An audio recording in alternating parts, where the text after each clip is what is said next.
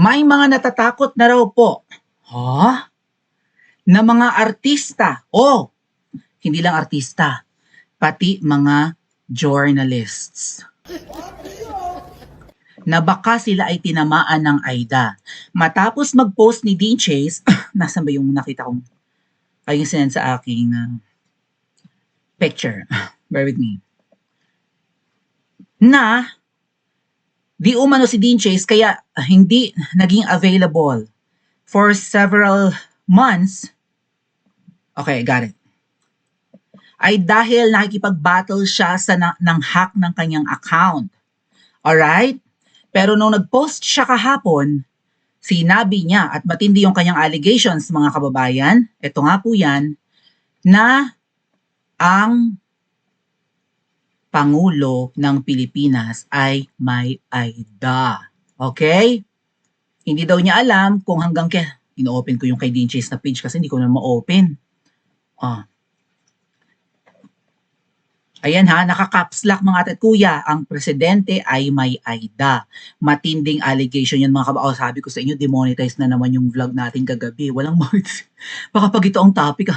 Tapos, ang kanyang kaibigan or kakilala in the States na nakajugjugan na magjowa ay positibo sa sakit na nakakahawa at walang gamot.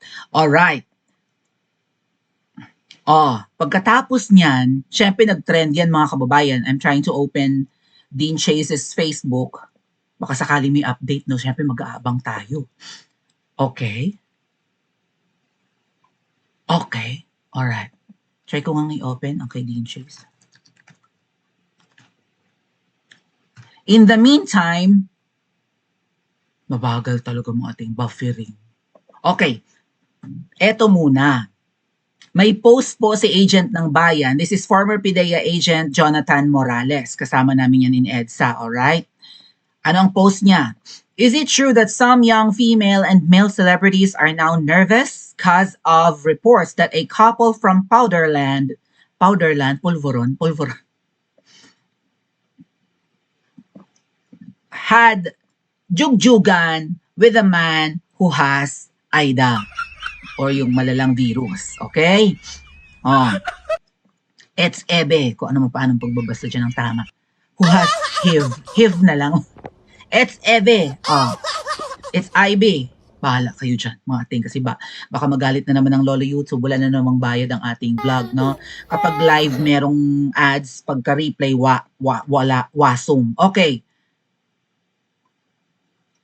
May mga natatakot na raw pong mga bata. Ito ang photos na may takip yung mukha. Ano lang yan, they're not the ones who are worried. Okay, gumamit lang tayo ng pictures ng mga Filipino celebrities for reference. Pero hindi sila yon mga kababayan.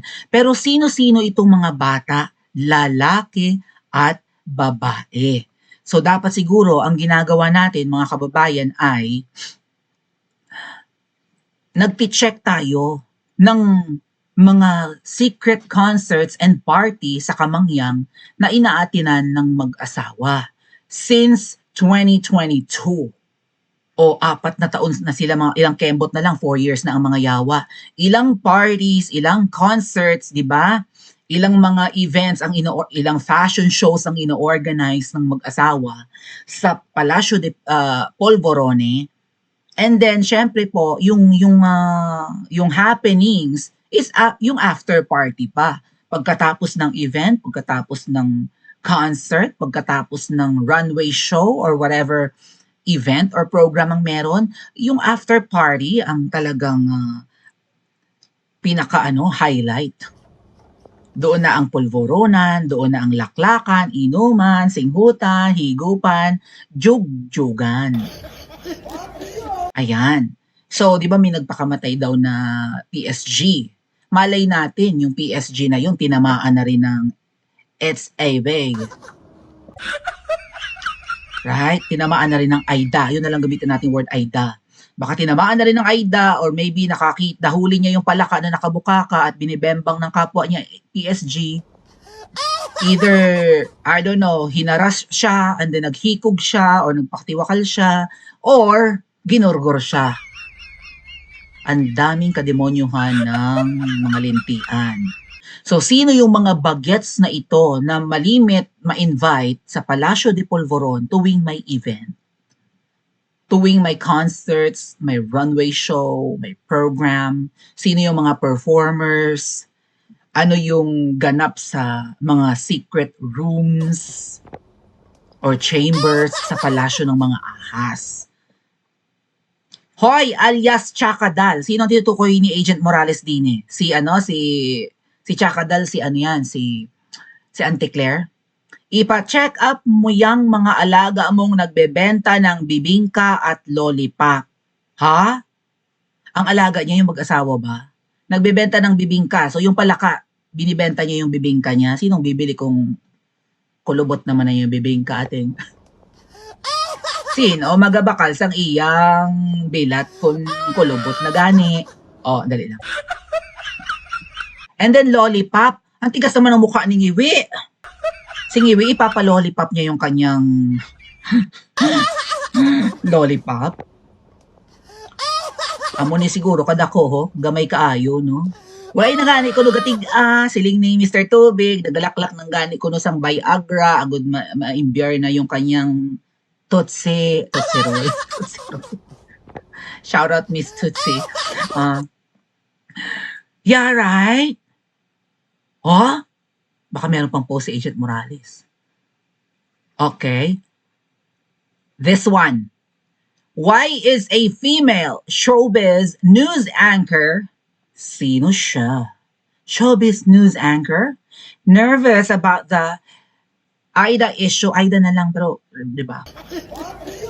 Virus yan eh. Yun na lang. Aida issue. Does she have complicated feelings for her boyfriend and for the powerful woman in the powder land? I would assume si Botoda, who is rumored to have had tusok-tusok with a man living with Aida?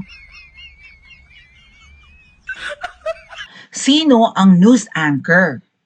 Showbiz news anchor. Malaki ba ang balakang nito? Parang banga ba ang balakang nito? Malaki ba ang papaya nito? Ang mukha ba nito ay parang si Madam Auring? Pulidong-pulido ba ang kanyang hairstyle?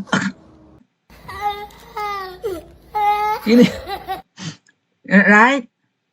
Kasi kung yung news anchor ay may boyfriend, ang sabi niya, does she have complicated feelings for her boyfriend?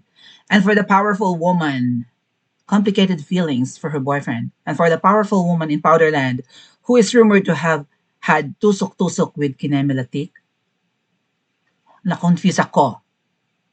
So, kumbaga si babaitang news anchor ay nagdadalawang isip na sa kanyang feelings doon sa jowa niya, na pwedeng yung jowa niya ay na nakikipagtusok-tusok sa powerful woman sa Polvoron Land. Sino yung jowa ng female anchor? Yung gumaganon tuwing may rally? Gumaganon? Yay tall? Yay big? Yun ba yun? Taga Cavite ba ito? Nagtatanong lang naman tayo mga ating. Tapos yung kanyang rumored boyfriend ay tinusok-tusok din yung palaka, mga ating. Kituslok-tuslok din niya ang palaka. Kasi yung palaka ay rumored na nagpatusok-tusok sa lalaki from abroad na living with Aida.